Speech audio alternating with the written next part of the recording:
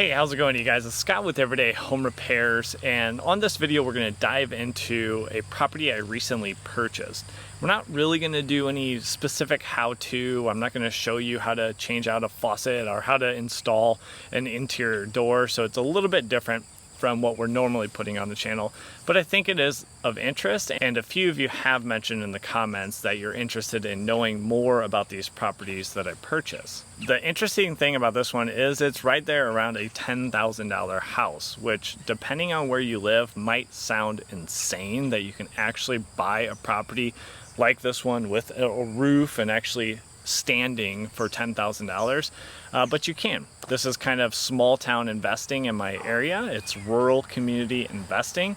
There is some advantages to that, but there's also things that you need to be careful of or consider. So what I'm going to run you through, we'll walk around the outside, just show you the property, show you the lot, then we'll dive inside. It's already been cleaned out so you can see the layout of the house, and I'll show you some of the challenges or issues that you need to face on a property like this, an older home that needs some love, that needs some attention. But if willing, this is a great way to buy a property for yourself, put a ton of sweat equity in, and then have a nice buffer of equity, which is the difference between what you paid, what you have invested in the home, and what it's worth. So maybe you're just interested for yourself. How do you keep your cost of living as low as possible, but still have a good or great home? Or you're looking to get investing, maybe you have a certain amount of cash you want to invest, and this way you're doing it without banks usually, which can really expedite the process and make things a little bit easier. So let's walk around outside. I'll kind of show you the lay of the land and show you the outside of the house. So the home was built in the early 1900s, and when I purchased these properties, I kind of want to piece through what happened to them over time. So this was the original home. And then this new, there's kind of a flat roof there, and then the pitched roof is an addition. It's a kitchen that was built afterwards. And you can kind of tell that from the roof line, but also in the basement because the kitchen only has a crawl space under it. So this property had hail damage just a couple years back, and that is also how it got a new roof from an insurance claim. Now it's a cute older home, but with an older home, there are some challenges. You can see that window right there. See how crooked that is. So we'll show you in the basement what's going on.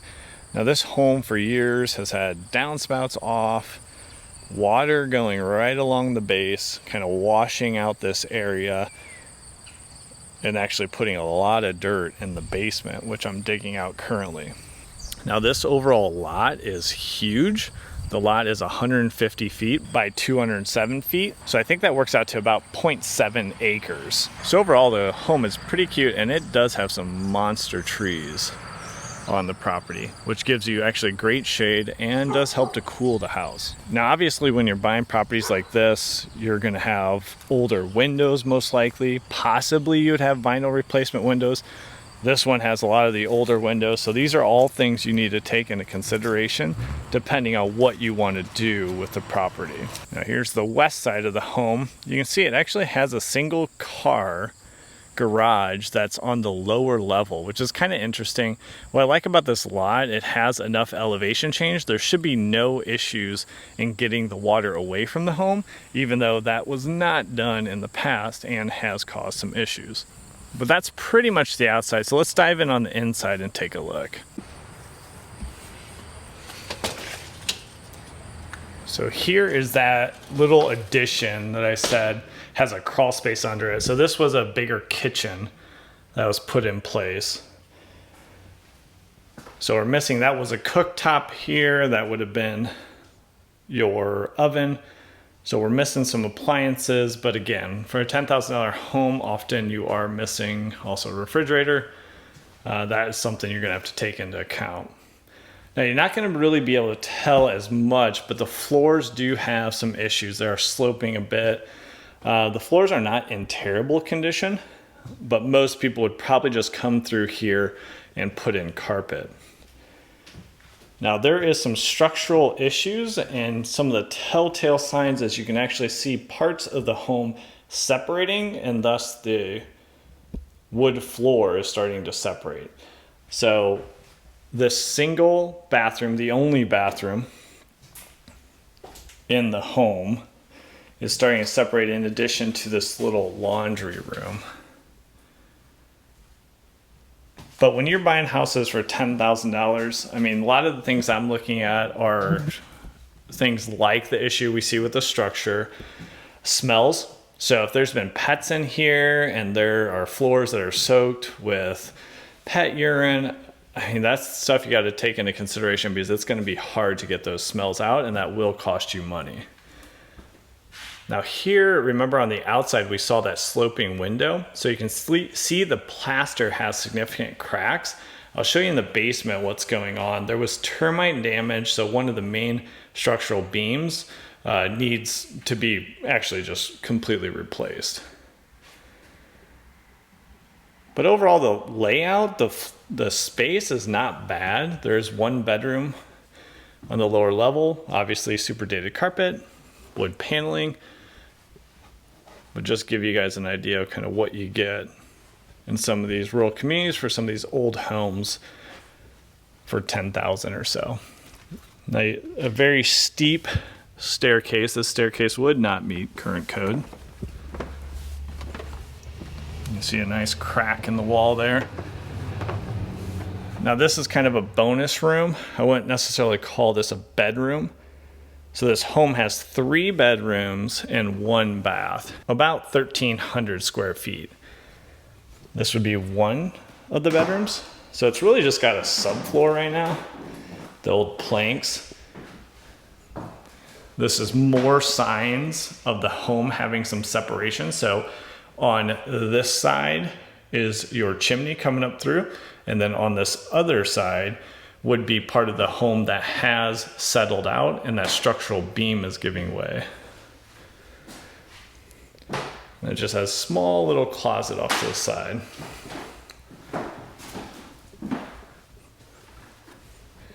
And here's that other room. Actually, the rooms are pretty good size. And again, with some help, some TLC, this home could be put back into shape.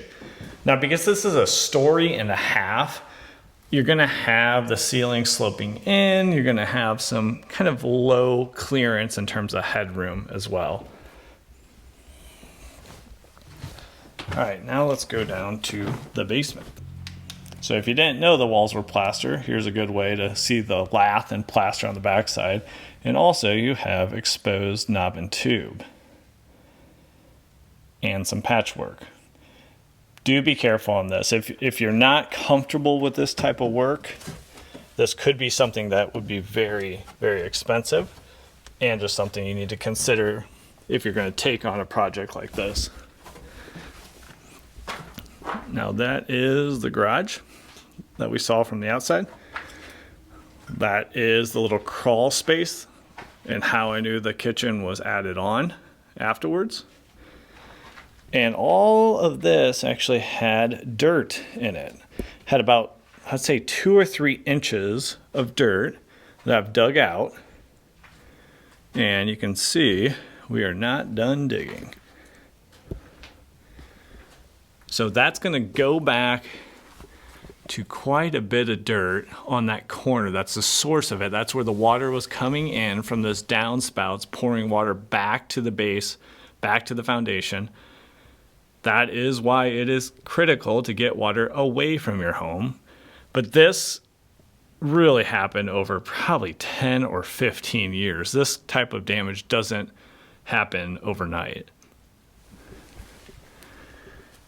And then if we're looking for the damage for that structural beam, let me show you what's going on. If you didn't know what termite damage looked like, well, there you go. This was chewed on for a long, long time to create that much damage. Now this is your main structural beam, and this is the area that's sagging the most in the home. So that needs to be addressed, completely replaced, and a lot of these joists need to be actually replaced. You can see how bad some of those are damaged. Now if this looks intimidating, it should actually intimidate you, especially if you haven't done this before. And if this would be like your first time home buyer, although the price is attractive, I would not recommend that. Now we've had some reinforcement on the foundation walls over the years. They're in okay condition, but really that structural beam is the main thing that needs help right now. Now the electrical system is a bit of a cobbled together mess. So we have a electrical panel with circuit breakers. Traditionally this box would be what's called a 60 amp box, but it has a 100 amp breaker in it. So you have older Romex going out, but then that is honestly splicing in to older wiring, which would be your old knob and tube wiring for most of your switches and most of your receptacles. So we didn't talk much about the plumbing, but it just needs help. So we got lines hanging all over the place. This would be a candidate for a complete replumb, and I would probably lean towards PEX.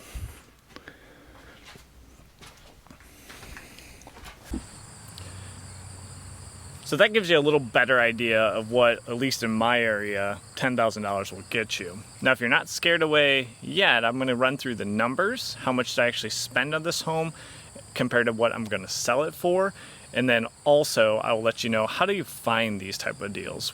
What would be some ways that you could go about to get yourself a home like this if it's something you're interested in living in or as an investment? So purchase price of this home was $10,500. Now, dumpsters and a little bit of labor. I actually did quite a bit of the labor myself, so I'm not including my labor numbers. That's the labor that I put towards closing on this property, doing the clean out, digging out that dirt. I spent about 40 hours a work week on this property. But not including those 40 hours, I spent $1,300 in two 20-yard dumpsters and just a little bit of labor with some guys helping me for half a day. Then closing, so I had two different closings, buying and selling. I only spent $1,250 towards the closing costs and the recording fees associated to that. Then, because I still do use a lawyer on both sides, that's a $900 charge. And then property taxes and utilities, I only spent about $400 on this property because I'm only gonna hold it for about 7 weeks total from when I bought it to closing on the sell side. So altogether that puts me at $14,350 of investment that I have in this property. I'm selling this property in a couple weeks for $21,500, assuming that that goes through, since it's a cash offer from an investor, and that investor is going to do the rehab on this property and either resell it or keep it as a rental. That puts me at a profit of $7,150. Now for me, this is not a home run, but I like doing these deals where I'm not putting too much time into it. It gets me a little content for my YouTube channel. I did a couple videos on this property, but it's not a big time commitment for myself. Now, how would you find this property? Now, how I find this property, I do online marketing, Facebook, Instagram, a few other sources. They go to my website. People fill out the form saying, hey, I want to sell my house in this area. Then I contact them and we go through a normal process of negotiating. And then if we can come to terms on the price, I purchase the property. I'm assuming you don't have that set up, right? You don't have online advertising. You're not sending out postcards or yellow letters, which is another way to get off-market deals. These are not on the market or not on what's called the multi-listing service or the MLS. But if you just want to hustle and not put that in place, you can do what's called driving for dollars. And it's just that. You're driving around, you're canvassing through a community, maybe a small town or a part of your city, and you're just looking for signs that that property is not being taken care of. Often the exterior might look terrible, maybe a door's hanging off the hinges, the storm door's wide open, the grass hasn't been cut for a couple months, the landscaping's a mess. Those are all signs that, hey, I don't really value this home, I don't really want this home.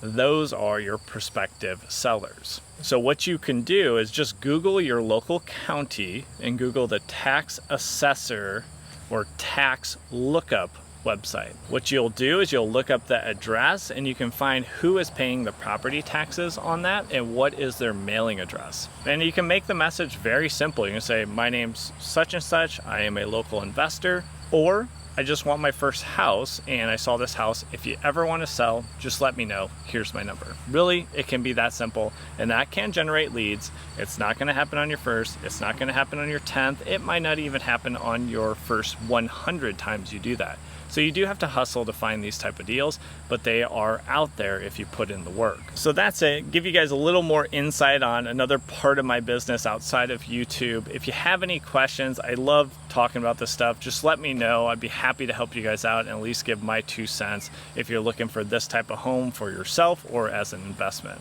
If you want to go deeper into another deal that we did not too long ago, here's another video. It'll go through the property. It's another small town deal. It'll give you all the financials, so you have another example of how this works. If not, thanks for stopping by, and we'll catch you guys on the next video. Take care.